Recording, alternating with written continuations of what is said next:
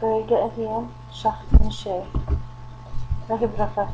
A haon, a dó, a trí, a ceathair, a cúig, a sé, a seacht, a hocht, a naoi, a deich, a haondeag, a dóideag, a trídeag, a ceathairdeag, a cúigeag, a séideag, a seachtdeag, a hochtdeag, a níodeag, fiche.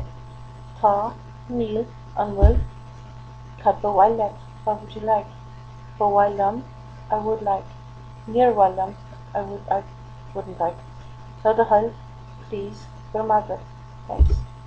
An mhaith leat, is maith liom, ní maith liom. Mhaith leat, ba mhaith liom, níor mhaith liom. Cad ba mhaith leat, ba mhaith liom.